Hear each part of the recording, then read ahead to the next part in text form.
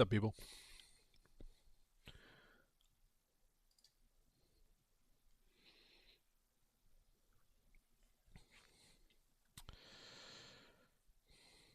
What's up, One Set Warrior? How we doing? What's up, Pixel?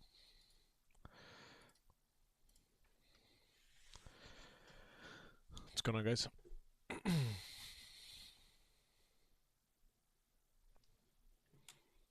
Yo, yo. What's up, Bob? I don't have anything scheduled today per se. Um, so just again, general question and answer. If not, I will kind of like go over a forum post or something in depth, kind of like what we did last time. But I might be changing the time because I know this is not a great time for basically anyone that's not in the US. So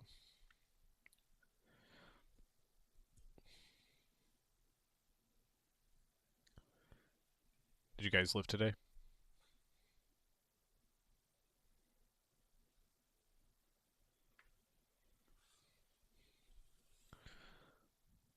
Legs in 2 hours?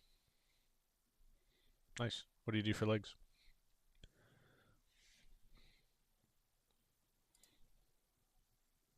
Rest. Yeah, rest day for me too.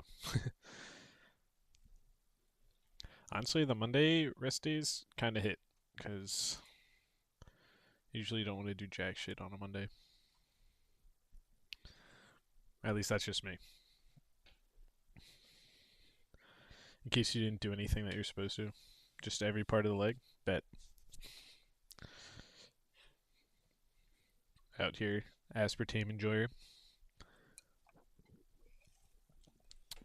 All right. If no one has any direct questions,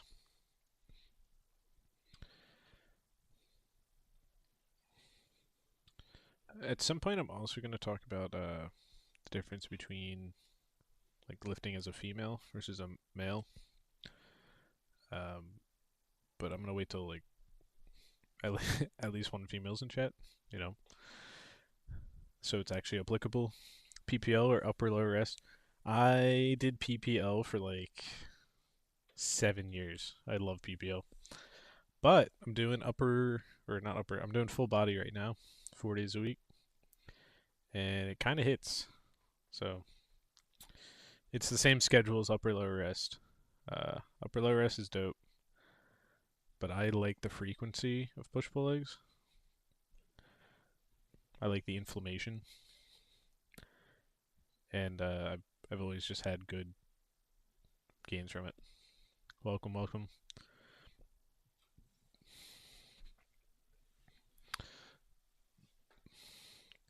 Upper lower is good though. I will not. I will not say there are some splits I don't like. But upper lower is probably like S or A tier for sure. Yeah. What if we made let's make a tier list.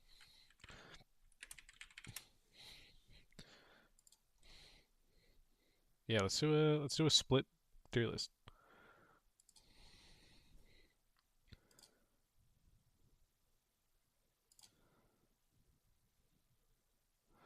You got to do it ahead of time. Hmm.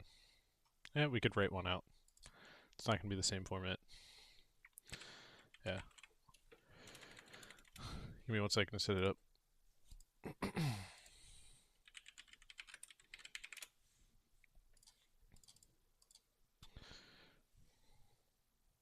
And if you guys want to come up on the stage, you're more than welcome. What do you? Oh, you asked my expertise. Bench strength plateau.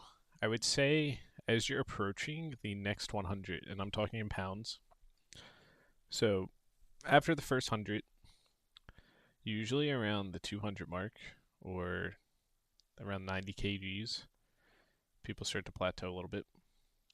The next plateau I see is very common is around 300 or 290, like right under the 315 mark. It's very interesting how that works. I don't have an answer for why it's roughly every 100 pounds for most people. But generally, what works to break through it, just swapping, either adding frequency or adding volume.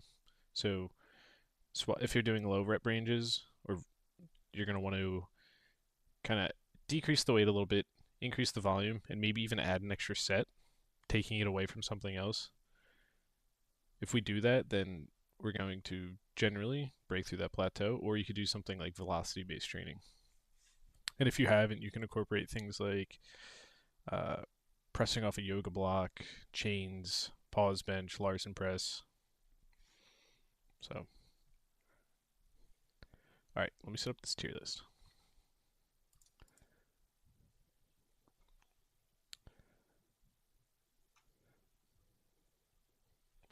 I'm going to just rip the template, and then I'm going to put it in Paint. We're going to work from there.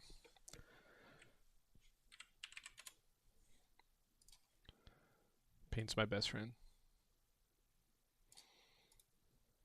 All right, we're going to go S, A, B, D, and then we'll have a honorary F tier. Oh, that's the other thing. We could talk about that as well. I was talking about making a roadmap. All right, we have time for both. Let's do the tier list first.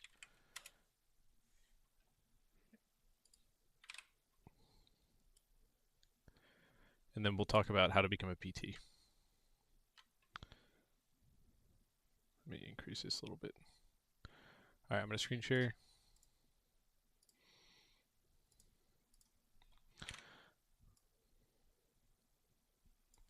All right, I'm going to write these in with text.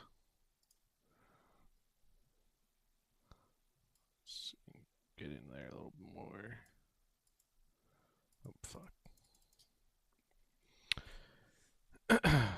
That's a crazy statement. All right. Upper, lower. All right. We'll start with upper, lower. Upper, lower, 4 days a week. Upper, low rest, upper, low rest. Maybe a fifth here and there. I would be comfortable putting that in S tier.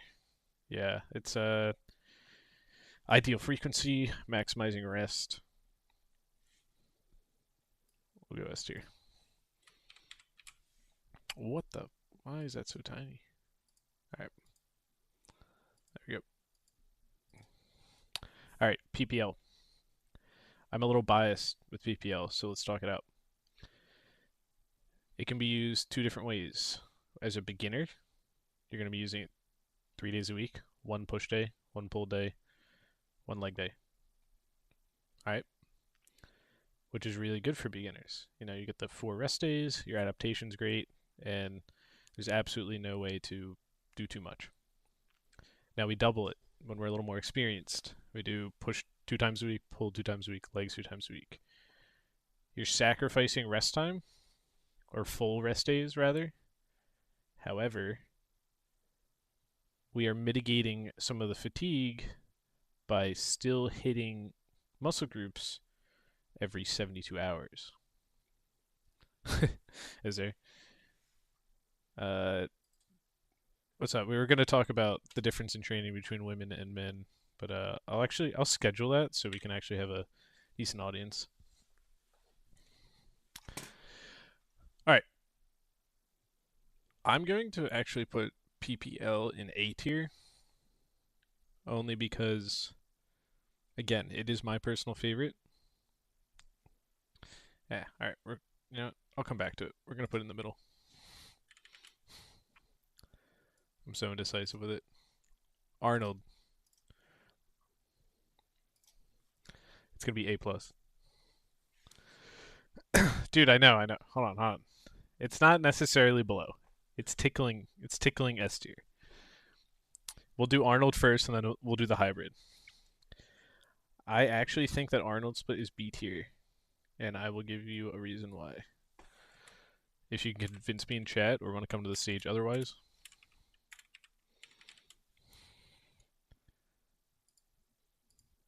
Here's why. I believe that the chest and back fatigue messes up your accessories. So if you restructure it, we're talking traditionally, it's chest, back, arms, legs. So if we are, if we're really hitting chest and back, there's a good chance, especially based off our programming, that we're going to be pretty fatigued in the arms for our next day. On the contrary, arms generally recover a little quicker. Emphasis on smaller muscles recovering a little quicker, so rear delts, biceps, all that good stuff. But wouldn't we want to hit it fresh more than anything? So the traditional, I'm still going to put Arnold on B tier. It's probably not a common take, but now side quest. Do you feel it's okay for straight men to wear Lululemon? So I found out recently that you can get your Lululemon stuff hemmed for free or for a low fee, and it's like a lifetime warranty. I think that's super awesome, especially if you have super devout legs or glutes, like my one buddy. Fish knows who I'm talking about. He like rips every pair of jeans he has. So, him getting something from Lululemon is super dope, and it's guaranteed to last. So hell yeah, why not? All right, we need push legs, race. I think she might. Wait, is that actually what it is? Oh, push only. Push legs. Yeah. Upper. Oh, okay, upper. Yeah, UX7's right here. Absolutely. Without a doubt in my mind.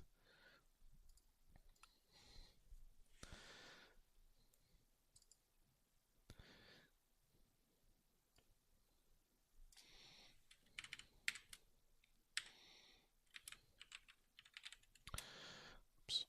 All right, I'm putting PPL X Arnold below. You're getting the best of both worlds. However, it's a nightmare to schedule. It does account for the lack of arm stimulation from PPL. Generally, that's a big complaint.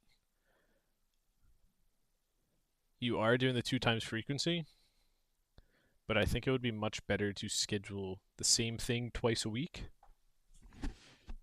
than alternating days and scheduling. So, we're doing our push pull legs. Let's say we rest in between. Now we're doing chest back. Now we're doing arms. Now we're doing legs. There might not be enough time in between days, depending how you want to reorganize it. But again, it's cool in certain situations, but yeah, I can't get behind this being anywhere near as.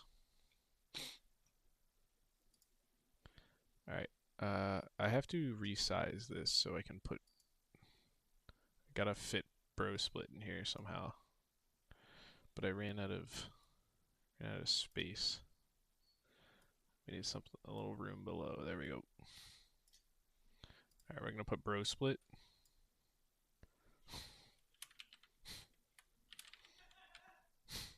Perfect. All right, there we go. There are places where bro split is acceptable.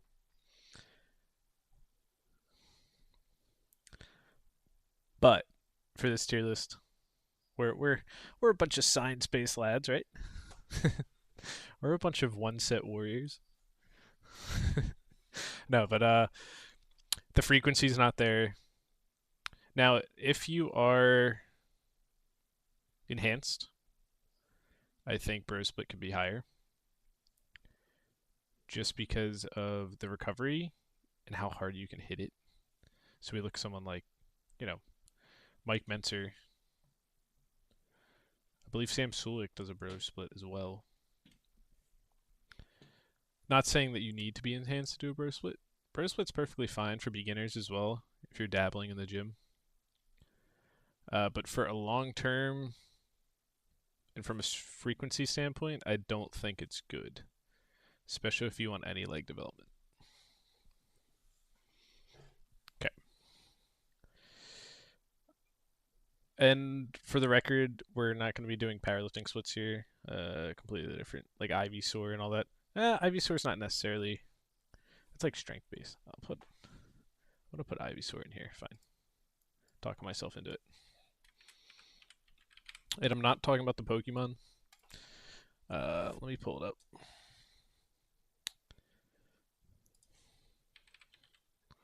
Ivysaur 4-week. I think it's pretty good for beginners.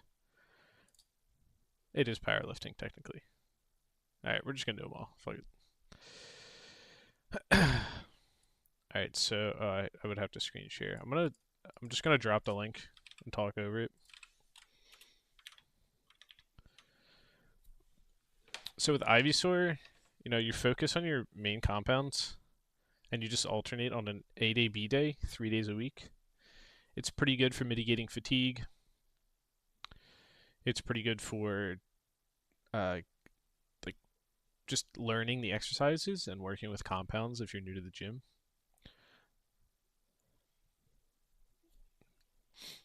It's usually ran, I want to say 4 weeks. 4, 4, 8. So you do 4 sets of 8 for each. It's only 4 exercises per. So let me throw this in chat.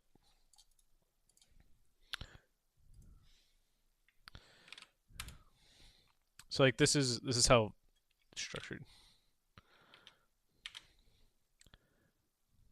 Oh, chest, chest, chest. That's upper 7x. Yeah, or benching first every session.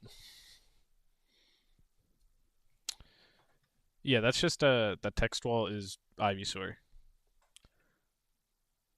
So it's pretty fun. It's cool. Lots of rest, 4 days of rest.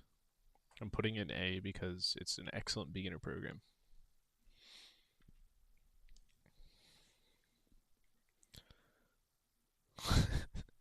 What is B?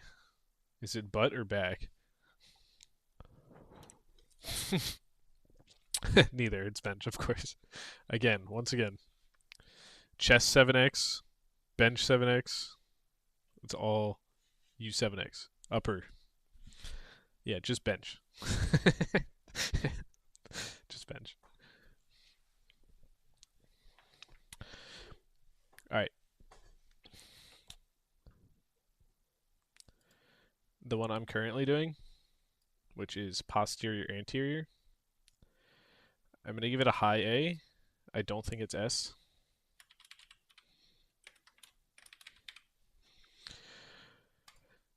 The hamstring thing I mentioned earlier for... I mentioned chat earlier for some people that were there.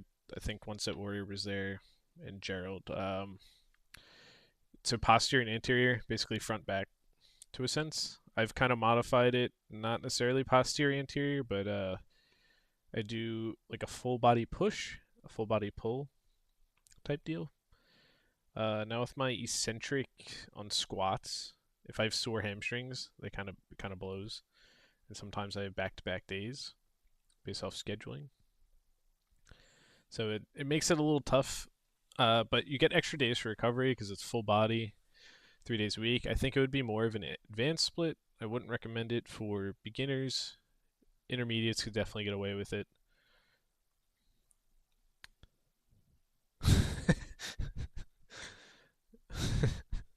Sorry, I'm just looking at Mars' comment.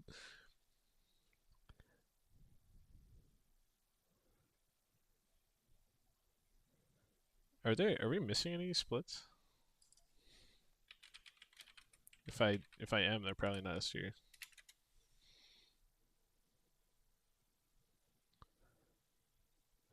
Oh, I'm gonna put this one in.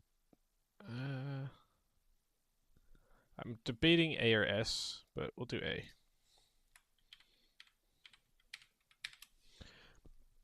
Upper lower arms. So just like upper or just like push pull legs, upper lower tends to have a lack of emphasis on, or it should have a lack of emphasis on isolation. So generally, arms get neglected.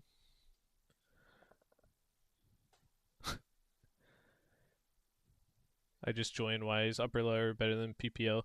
Upper lower PPL is like a plus, or the bottom like an S minus. Upper lower is just a little bit better mitigating fatigue, and you have the same coverage of bases with more rest time. Well, that's the same thing as mitigating fatigue, but push pull legs does have great benefits, and I'm a little biased, so I'm kind of not putting it in S due to that biasy.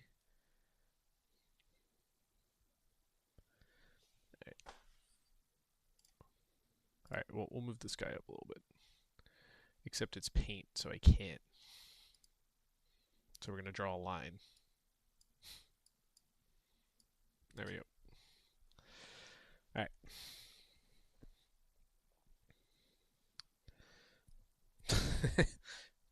Bob, yes, you do.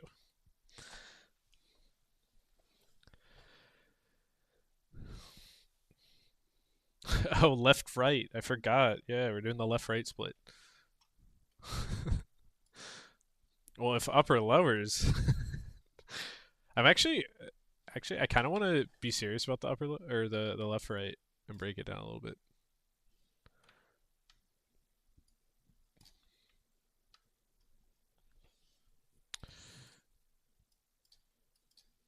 So if we're doing left right, we would do left 2 times a week, right 2 times a week, and we would want to yeah, we're doing half body. All right, so we would have 4 days on, 3 days off, just like upper lower. Let's see. What are some compound exercises? Suitcase deadlift. Suitcase deads. If we're super advanced, one arm chin ups or pull ups. Neutral grip. I'm gonna say pull up. This is not your regular day program.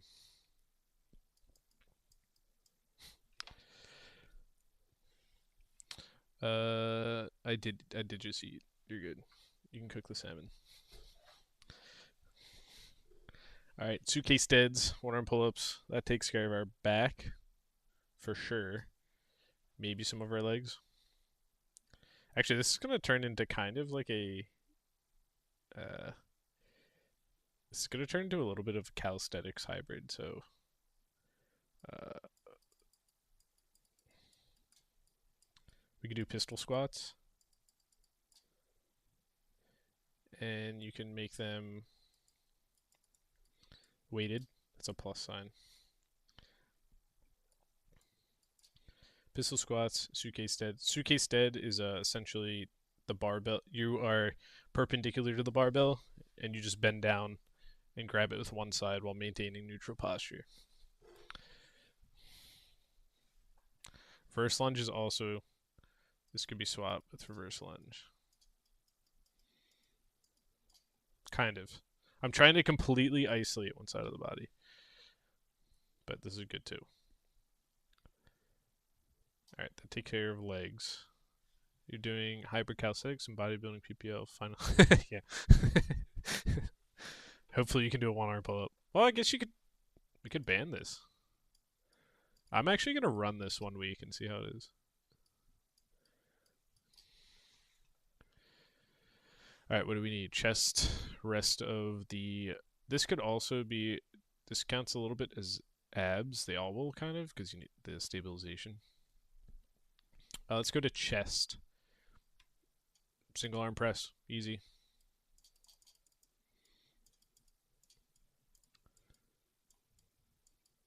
And I'm gonna write 2x because we can do this for shoulders, overhead press, and we can do this for an incline. I did forget I could type. Good man. it's more interactive to type.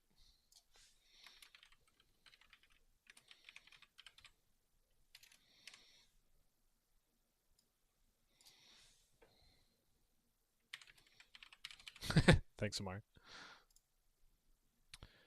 Can't be left in charge of anything.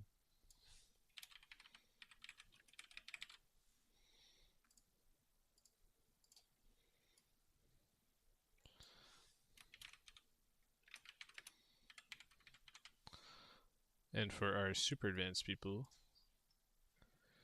yeah, if it also to one set warriors point, you could do a bunch of just machine work, but I want to kind of incorporate a lot of free weight.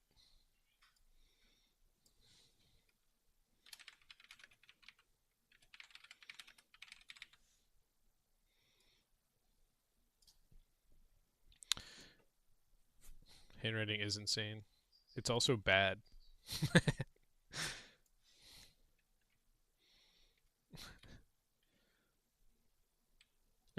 Exactly.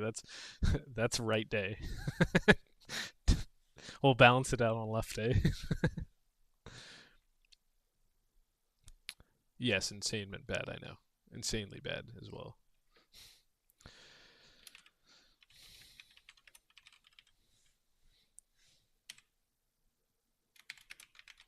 We could also incorporate single arm lateral raise instead of a press if we want to mitigate front delt. We got our legs, we got our back, we got our chest, we got our shoulders. Classic buys and tries. Single arm.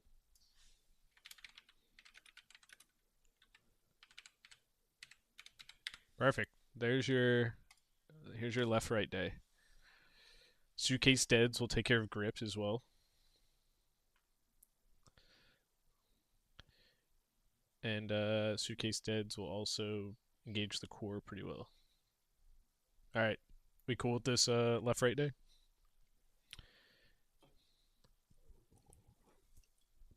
Yeah, I actually actually don't think it's that bad. Probably C tier. I don't know if I can give it a rating without $10 and I'll ignore it. No. Because then I'm gonna see Duck tomorrow. He's gonna be like, yo, what the heck? Dude, why does the zoom have no chill? All this time and they haven't upgraded paint? Anyway. Alright, we're gonna put left right day B tier.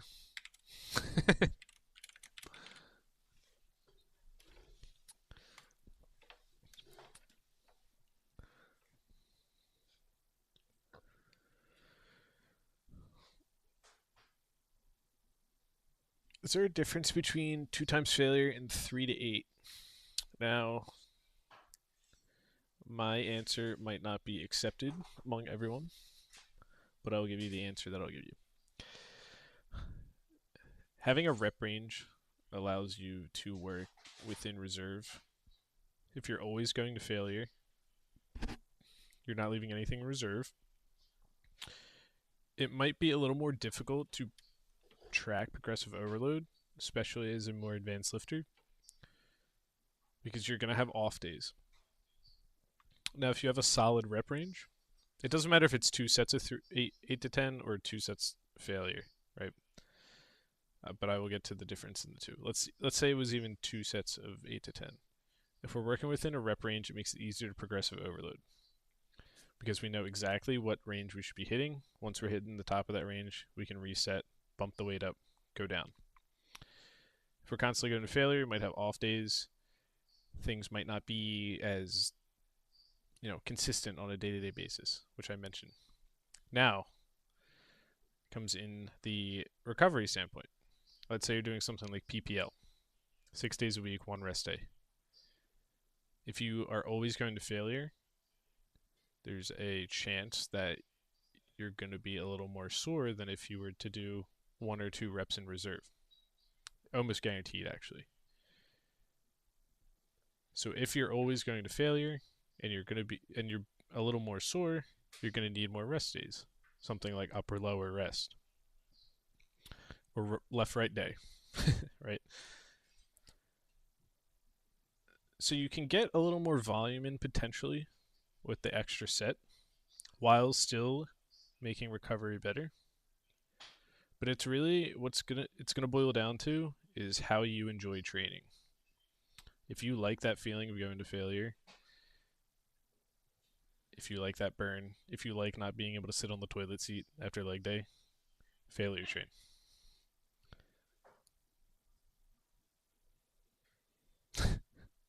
Oh, a little PubMed.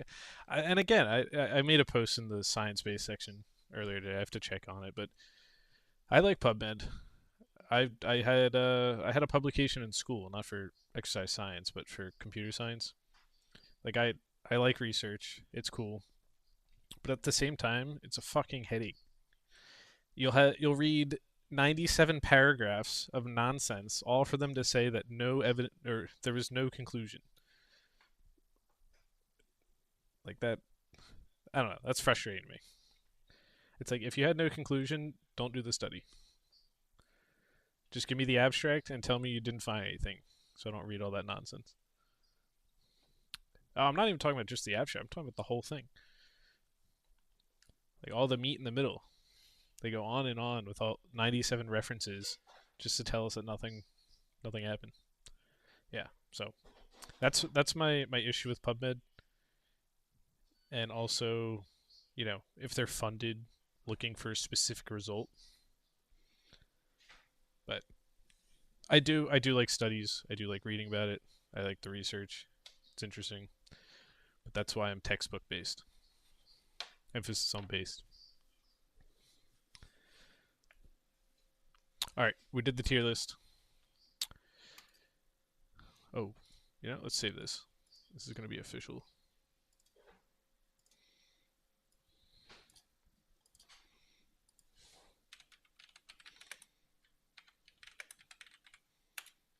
Okay. All right, now, Pixel Placer. What did we say we were going to do after that? Oh, roadmap. Okay. I'm going to follow up with Yasu. Yes, it's... People are going to say some things are better than others. It doesn't matter what they say. Try it. Try both of them for a little while. Do 4 weeks, 8 weeks of both. See how you progress with one versus the other. See how you respond one versus the other. And you make the decision for yourself. Off rip, both are not bad options. I have a preference. Other people might have a separate preference. Oh my god, I didn't do full body. Shit, you're right. How do we forget full body? Hold on. We're coming back. How do you have an exercise tier list with no full body? Madman.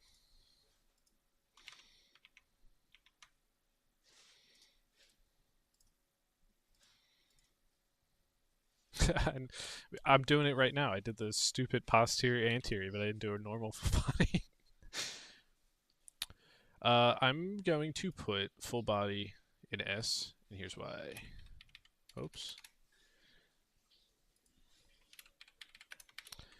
It doesn't matter if you're a beginner, if you're advanced, if you're intermediate, or if you've been training for a million years. Full body has such good variability. It can adapt to just about any goal. It can adapt to any frequency. Counter argument, full body boring as fuck. Well, maybe it's just your programming that stinks. It is so adaptable. Yeah, maybe I sorry, Amar, didn't mean to hit you with that, but no, it's your programming determines how entertaining or how much fun you have. You can make your training and achieve your goals simultaneously. Like, you can have both. You can have fun and achieve your goals. It just depends how you program it. Now, you might have to do some boring stuff if you have a really specific goal.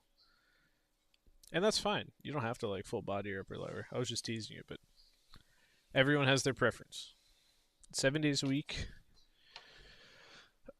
We could do 2. We could do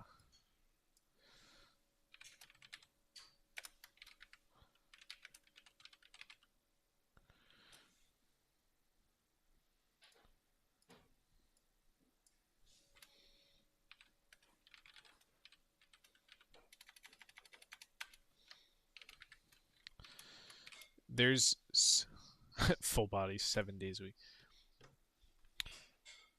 A 7 day split is doable. I have a buddy, ironically, same buddy that rips all his jeans because his butt's too fat. He did 7 days for just about a year. Uh, Obviously, if he felt that he needed it, he would deload. But I believe he only took 2 deloads. But certain days that he's lifting, it's a single exercise. He's not doing 4 to 6 exercises every day. He would have a day he would just deadlift. That would be primarily his lat engagement for the whole week. So, all right, now I'm done with the tier list. I need at least 20 minutes to do some sort of roadmap.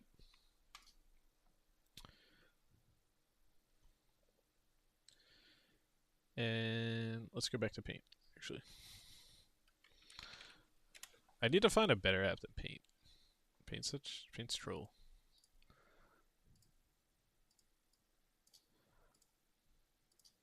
Alright, we're coming back. 7 days. Just pirate Photoshop. I feel like Photoshop's not good for this either. And I would never, ever, ever not pay for a program. Especially if it was $300 a year. Google Doc, yeah, we could. I kind of wanted to draw, because it's not going to be necessarily a direct path. I don't have experience outside the U.S. getting education. I don't have much experience outside the U.S. Period. So I'm going to do some suggestive stuff. I'm gonna do yes no, kind of like Spool's version, flowchart of the car. I forget the name of the car, but whatever that car he was saying, that was crazy. Anyway.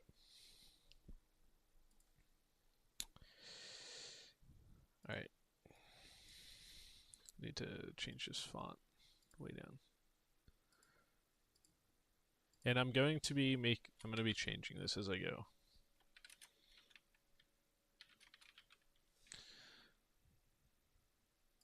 All right. We can make little boxes too.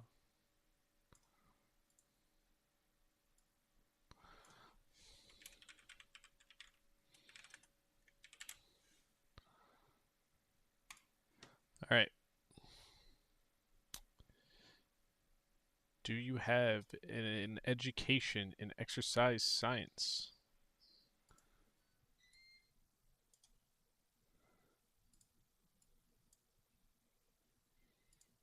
I might actually need more time and then.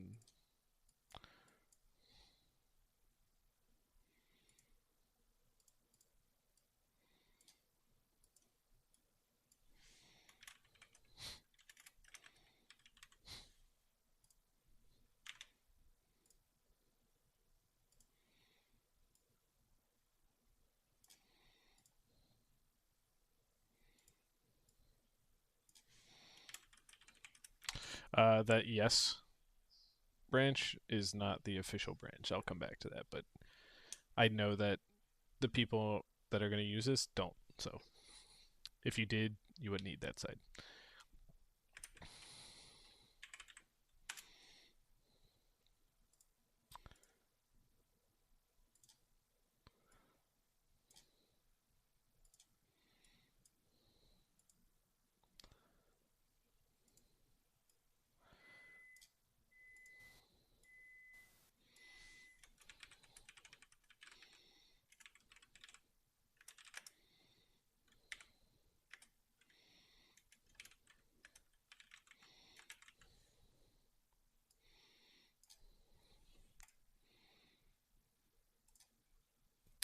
So I would recommend that you've trained for at least 5 years or more. Doesn't mean that you can't, but it helps give you perspective. It means that you have worked through a multitude of issues generally. It means that you've more than likely encountered at least one plateau, potentially one injury. Just like any other career, it's kind of like having a career before it starts. Uh, because with lifting, you'll enter. I should have did one set workout. Bob got me distracted with that one. When you start lifting, you're gonna enter challenges like, should I do 2 sets to failure, or should I do 3 sets of 8x10? Things like that. Problems that you have to work through, especially when you join a community like this. So after around 5 years, you're definitely in your intermediate phase. Some would even be in their advanced phase sometimes. You have gone through hurdles. You have gone through roadblocks. So I am going to consider that it doesn't need to be a prerequisite, but I would recommend it.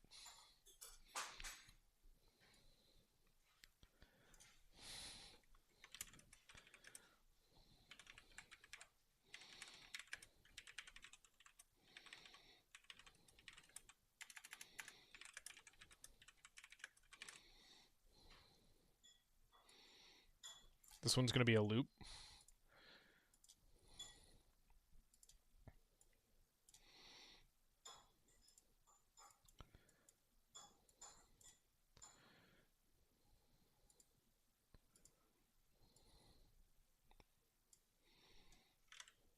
I thought that was supposed to be a squiggle. Alright.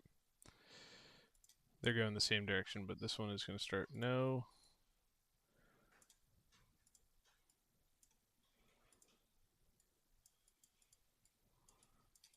Start. So like everyone in chat right now. Like sure, and that's not necessarily me saying 5 years. This isn't a must. There's no rules against that. But you're a big fan of exercise science. You're sitting here on a Monday night watching me draw and paint, talking about best exercises and dumb shit like that. But it's relevant to the field. You sit in the server, you answer questions. It's relevant to the field. You don't just go to the gym and leave. You're actively spending time educating yourself outside the gym. And that's an important piece. So whether it's no or yes, you're going to start. I'm not giving a no option here. And then we're back.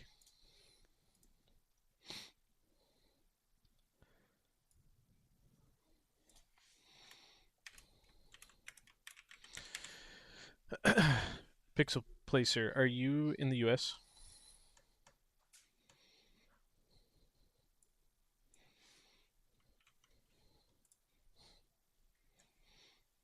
No? Alright.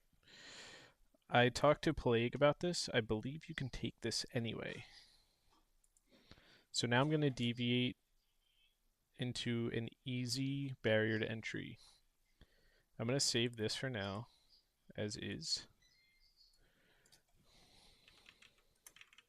And I'll probably make it nicer. So like this part that I've mapped out so far, it's a little obvious. It's like, hey, you don't have a cert, we'll go get one. Yeah, no shit. But this, I just wanted to cover this. Like I think training experience is important. Same with pursuing content. Now, the US base might not matter. There's something called, this is the first cert I got. I believe it's ISM. Let me double check. I'm going to drop the link in the chat. This is a single day. You can get your cert in one day.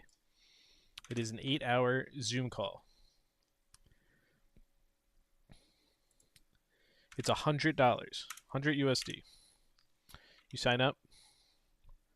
I'll send a better link, but this is their main site. I'll send the actual course. It is $100. It's one 8-hour class, and the test is one question. You essentially have to. They'll give you a prompt. Yes, it's a single question, and depending on which instructor you have, the one I had, he would let people like give it a second chance if they got it wrong or if they like needed to make changes. It does sound like a bad Temu scam. Now, I would say, oh, it's ISMA. Now, this is the cert I got. Super easy. I don't think that this automatically makes someone a good trainer. I would actually say the opposite. Usually, the lower the barrier to entry, the less value it has. When I went for my first interview at the Y, my former boss, she didn't know what this cert was. Was it able to be used outside the US? I talked to Plague. I don't see why it can't. It's really going to come down to the gym. And I think more so, can you get it? Yeah, it's just a Zoom call.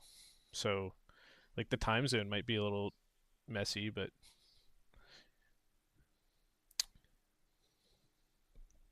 I will ask Plague, see if he did. But I would be almost certain that you could get in.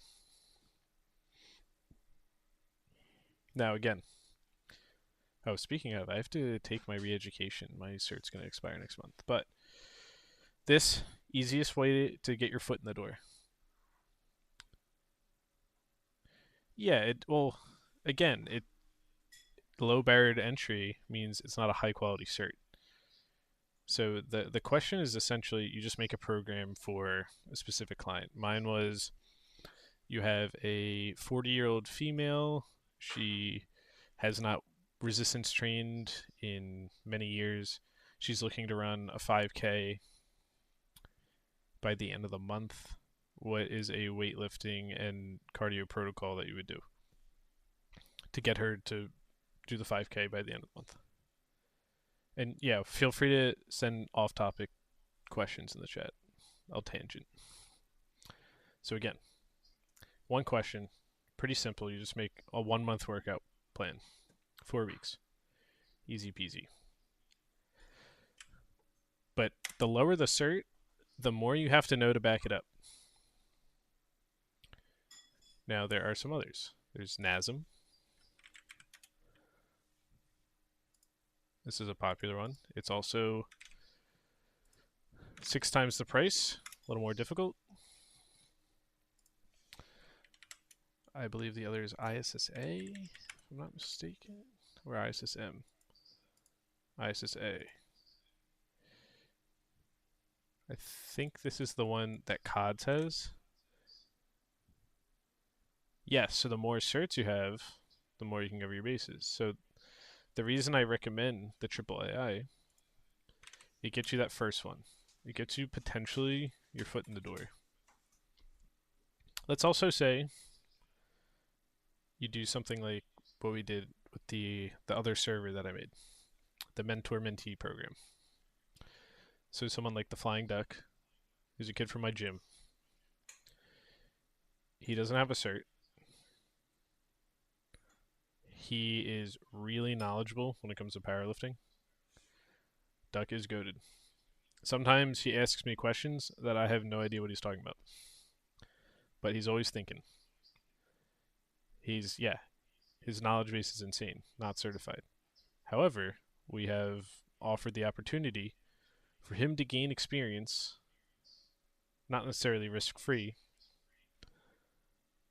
but the opportunity to gain experience without being certified, which is kind of hard to do. So we're taking advantage of, the amount of people in the server, our member base. We're offering free training in exchange for experience. So if you get this AAAI cert, you're more than welcome to join the next session. If you're afraid to take that initial step right into it, I'll be more than happy to, walk alongside you, assist you. But if you get something more in depth, like the ISSA, you can ask Cods about that. He's one of the trainers in the server. Or your NASM. There's a few people with their NASM in the server. It's a little more intricate, gets a little more into biomechanics, biology itself, kinesiology, all that good stuff. And with that bigger knowledge base from the certification, it holds more value. Now I will share one more and then I'll answer some questions.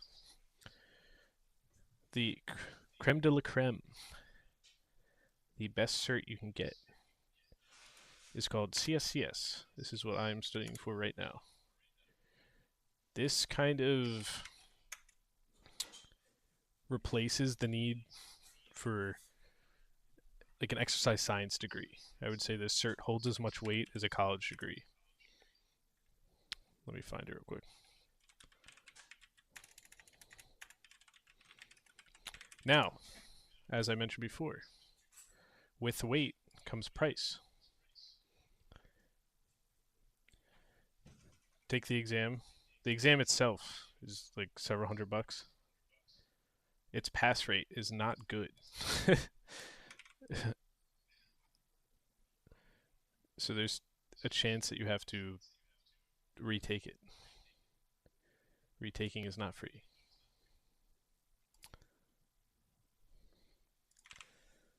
So you better make sure you're ready before you take that one. But this is probably the most difficult cert to get, but it holds the most weight. Now, you said NZIHF. Oh, sorry. I'm not familiar with that.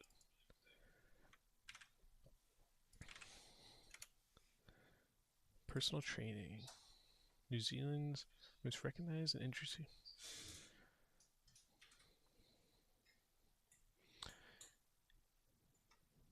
So let's see. Courses.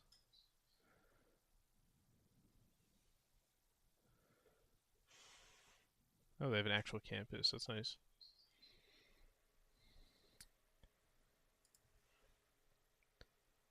Oh, dude, they have a career path right on this website.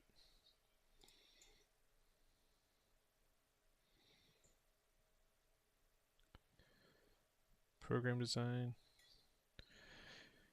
This could be cool if you work really well with structure, or rather you don't work well without structure. This looks like it'll kind of like move you towards the path of becoming certified. I would have to look more into the actual cert. It seems like they have flexible options, but without seeing the pricing, generally, if the pricing's lower, then you're going to, it's going to be like a less valuable cert. But any cert you can get going is going to be good. All right, and now, yeah, Amar, after this block, we're going to do like a review of your progress. I think Zeal's coming up first because his blocks are only 3 weeks. So in 3 weeks, we're going to do a big talk about the progress, and Duck's going to come up here and talk about how he programs and all that. But that's the goal.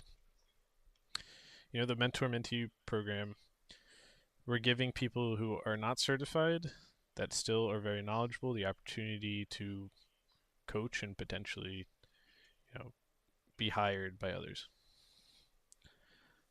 Put their money where their mouth is. All right, now I'm going to answer this question. I'm a 5'5" female, 165 pounds, eating around 2,000 calories. I gained quite a bit, if not all the muscle back from when I used to go to the gym because of muscle memory. Good. How do I know when I plateau or when to lower or increase the calories? So, before it looks like Amar answered this as well, but if the calories go up, or sorry, if the weight goes up, the calorie needs go up. If the weight goes down, the calorie needs go down. I don't know if I just said the same thing twice or not, but if we look at something like this, I'm going to throw it in chat.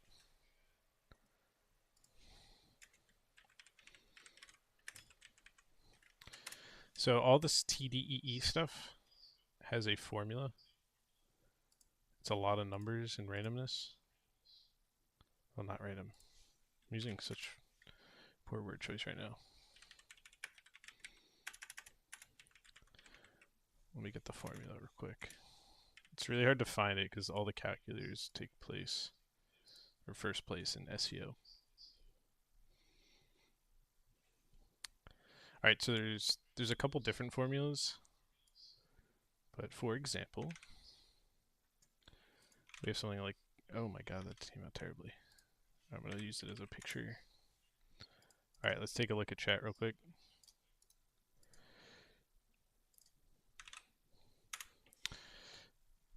You're gonna have to click on it to look at it. But we have calculation for women, for men. Now, if we look in this, age, gender, height, and weight are the factors that determine the formula. Now, if you're not growing any taller, if you're worried about this current birth year that you're working out in, then the only factor that will change is weight, and that will determine what your calorie needs are. As you get older, you'll need less calories, assuming we're talking 18 and older.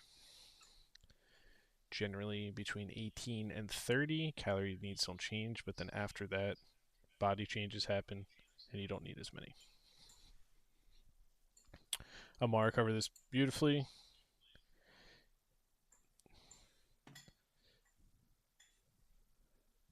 Just eating at maintenance is fine. But if your hunger is increasing, you don't necessarily have, it's not a sign that you need more calories. It just means, you're hungry. So if we're hungry, we can do something called volume eating. There's actually a really good Reddit.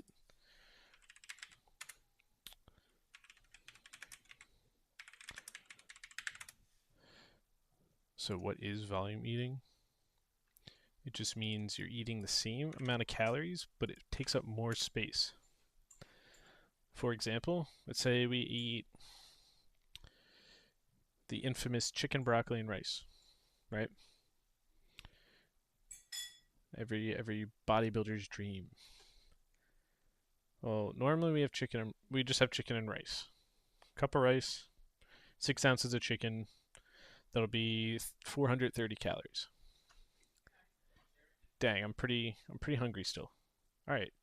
So now we had 2 cups of broccoli. So now we have roughly double the amount of food for only 50 extra calories. All right, let's say I'm still hungry. We can add more broccoli. We can add other veggies. Veggies have so little calories, but they take up so much volume. If you make, like a burrito bowl, it could be pretty yummy. It could be kind of high in calories. Let's say it's 700 calories, and we're still not full. You could add a whole bag of lettuce. Whole big bag of lettuce, or salad mix. And it's going to add maybe 100 calories, if that. And you just doubled your volume of food. So those are the cheat codes, or finding the foods you enjoy for less calories, like powdered peanut butter, fat-free milk versus whole milk. Just shaving little bits of calories here and there. What made you want to start a Discord like this? Because I have been in all your positions once. I was a teenager that wanted to get in the gym, and I had no idea where to start. And I didn't know who was telling the truth, and I fell for stupid things like 6-minute abs. I didn't know what to eat, so I ate nothing. I basically ate a jar of applesauce every day. That was my diet for like months. And I did lose a lot of weight, but didn't gain any muscle. That was for sure. So being in your guys' position, I just wanted to create a little nook on the internet where people could come get real-time advice and actually get truthful information back, all for free. Yep, what's up, Lone? Why are some people stronger conventional than sumo undeads? I am stronger conventional than sumo for two reasons.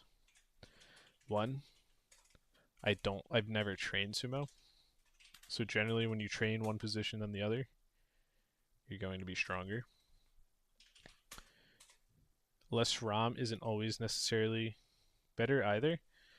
If I bench out, I normally bench close grip. This is my benching width. If I double it, sure, my range of motion just got cut off by, 10, 15 centimeters, maybe more. But I'm not strong in this position because I've never trained in that position. I don't press out here. Now, if you look someone like Duck, mobility, decreasing his range of motion from his arch, but also he grips pretty wide, and he's always trained wide. It's not just me, dude. It's everyone. It wouldn't be a server without you guys. It wouldn't be the server without me. Everyone working together. Me knowing what to put out. People request it. I wouldn't have half the crap I have if people didn't ask for it. And I'm sure if you guys have a question, someone else out there has a question. Very similar.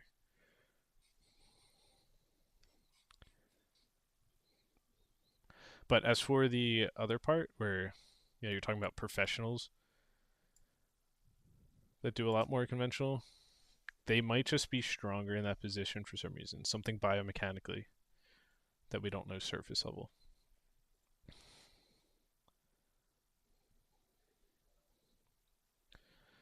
Squatting hurts my lower back, even a light load on the bar. All right, we're going back to paint.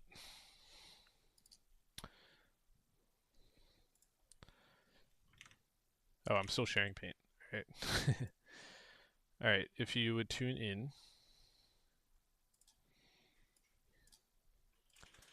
Here is your body before the squat. Now, when you squat, are you like this? Oops.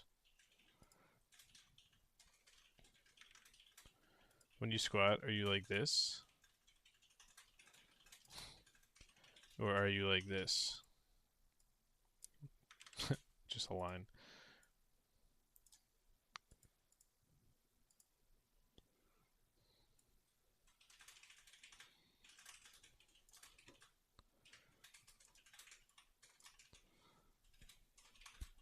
Yeah, if you had a video, that'd be way better. But also, are you one or are you two? So when you squat, do you lean pretty far forward, or do you feel a shift in your butt? It's called a butt wink. So when you go really far down, you can kind of feel your lower back start to round. It kind of scoops in like this, like whoosh. It's called a butt wink. Two. Okay. Two things you could try. Getting some sort of elevated shoe, or put something below your heel. This is generally caused by a couple things. It could be poor hip mobility, or it could be poor ankle mobility. So if we get some sort of wedge, you could use a 25-pound plate. You could use, some gyms have wedges if you're fortunate enough, or as Amar just suggested, an elevated shoe, which is what I own. I don't have one to show you, but think of like a wedge, like a high heel, like a wedged high heel. It's essentially that. Actually, is my camera still on? So I have poor mobility as well.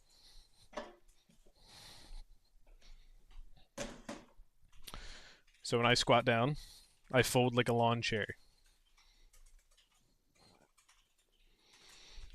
Now I'm going to go on my tippy toes to simulate a wedge. But when I have a wedge, you see how linear my squat is now?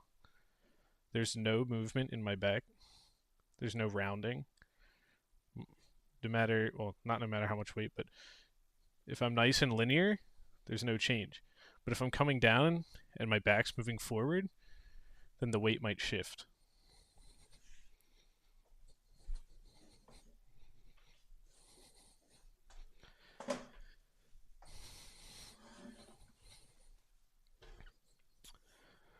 So hopefully that clear it up a little bit.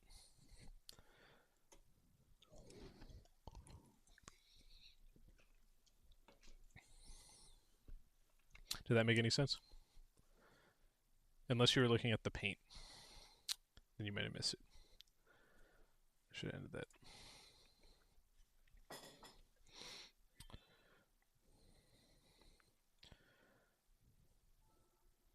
Yeah, it does make a huge difference. Hit machine's nice, sure. A nice warm up. Oh, that's fine. Here, we'll do it again. My squat's much similar to yours, where when I come down, I start to round right here. So my lower back is going like this a little bit. These are all the magic cards, by the way. But if I simulate a heel, so if I had a wedge under my feet, I'll be nice and linear.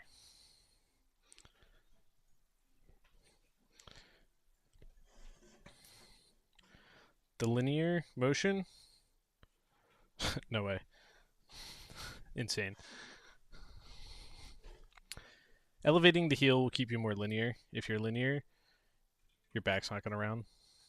If your back's not rounding, none of the load will be transferred to it, and the pain should be reduced.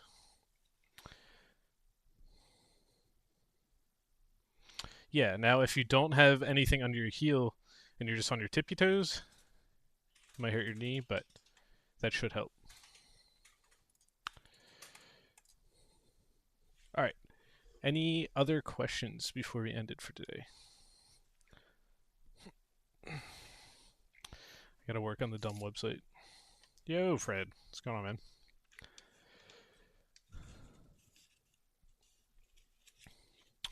Yeah. It's, yeah,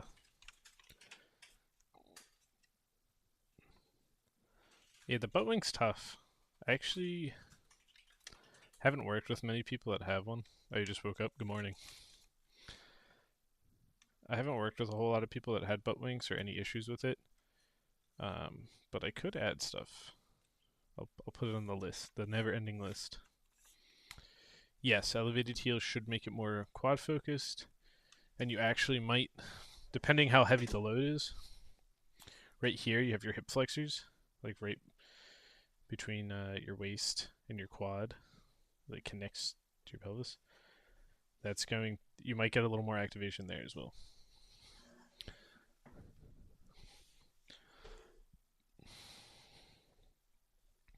Will elevated heel add strain to the knees? It's only going to add strain to the knees if you're doing it the way I just did it, where I was standing on my tippy toes. If you have support on your under your heel, you should be okay. Now I can actually get a reference. Joe, when you do heel supported squats, does it bother your knees? Yeah. It does?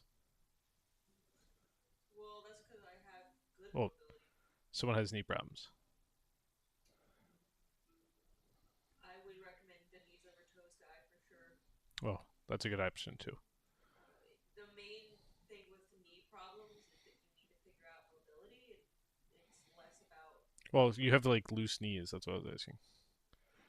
sure. What do you mean?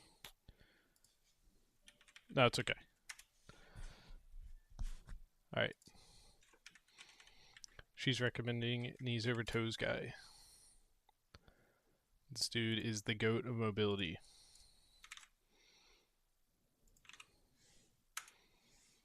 Whoop. Yeah, no shit. It's knees over toes guy. There we go.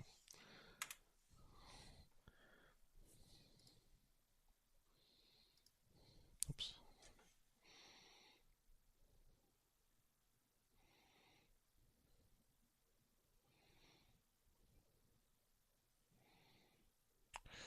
So something that can help you right off the bat is also widening your stance. It's a pretty narrow squat stance, but it actually looks like you have pretty good mobility. Um, but what we talked about before, if you either elevate the heel and or increase the width of your stance, that should take care of both those problems and what you can do while you'll change that form with those suggestions. And while you do that, check out Knees Over Toes Guy and see if that will improve any of your unresolved issues with the knees. He has a lot of very interesting exercises.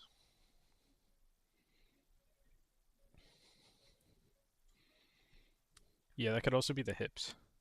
If she has poor mobility, they're gonna be tight and it's gonna force you to lean forward.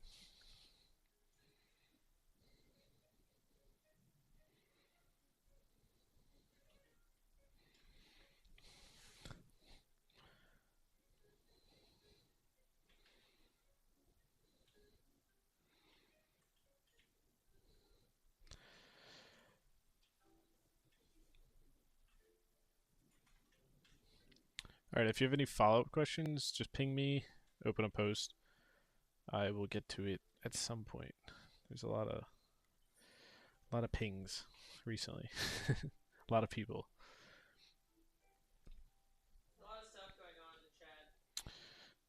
What, right now? Uh, Or just in general? Mostly mollified now. Okay.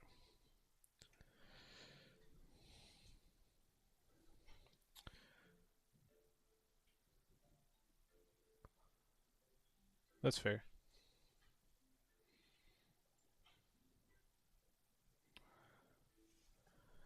All right. Yep. Anytime. That's good that hinging comes natural to you. Yeah. If it comes natural, don't overthink it. But that's gonna be it for today. That was a longer one, but I think we covered a lot of good ground. Hopefully you got a little clarification, Pixel. I will create a real roadmap, not just something in Microsoft Paint. But let me know if you're gonna pursue that entry level cert. Uh, we will have another round of mentor mentee. You're more than welcome to give it a shot if you want, a peer around your age. But another thing I would recommend is getting a textbook, not just for your cert, but for any cert. They're usually chock full of good information. Or find someone on YouTube that made a whole YouTube channel going chapter by chapter. That's a free and easy way. Or the way I wouldn't recommend, don't go on the internet looking for the book for free. That is illegal. So definitely don't go on the internet looking for a book for free. You probably won't find it.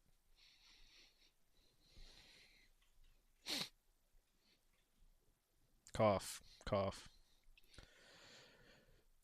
There's one dude that did the forms section of CSCS, but I wouldn't recommend that off rip. For YouTube, I mean, as much as I don't agree with the tempo stuff, Mike Isertel, RP, great stuff. A lot of information. Old Coach Greg, like before he became a reaction YouTuber.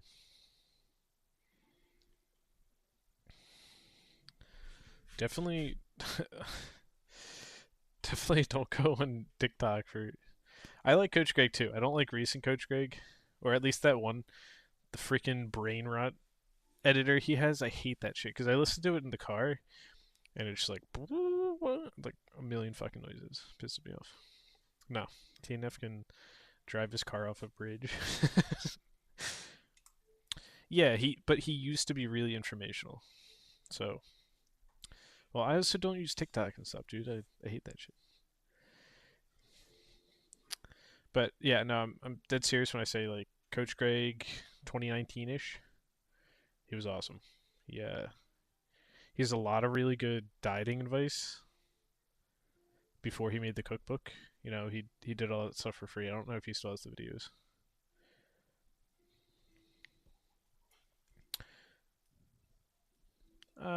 There's any of the big dogs out there. You could always learn something from one of them.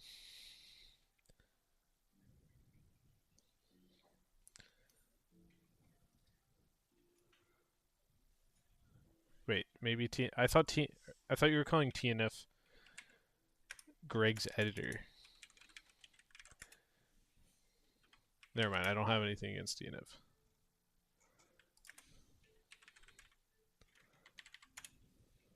Oh, definitely. Redact that. I thought TNF was Greg. No. I have heard of this guy. I don't follow him or anything. Well, I don't really have social media, but I do remember seeing him before. I'm gonna check out his website after this. Well, I'll do it right now.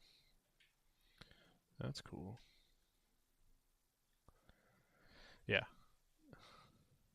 he does have a crazy physique. I can see his arm. That's pretty nuts. Oh, he's a Discord.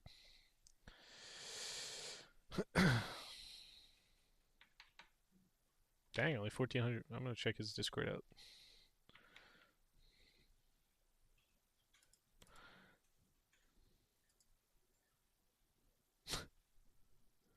Insane.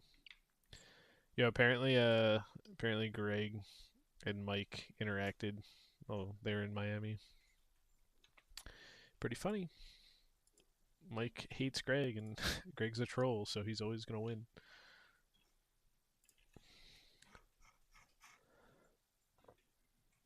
All right, I'll check this out. But all right, thanks guys. I am gonna start coding. So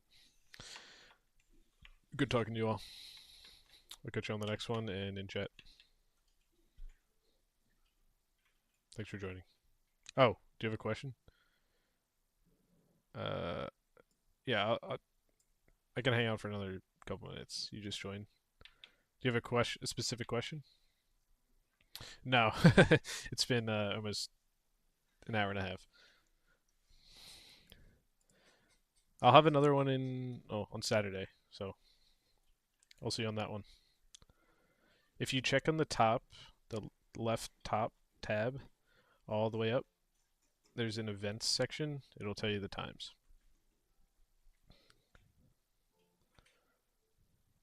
Yep. See you guys.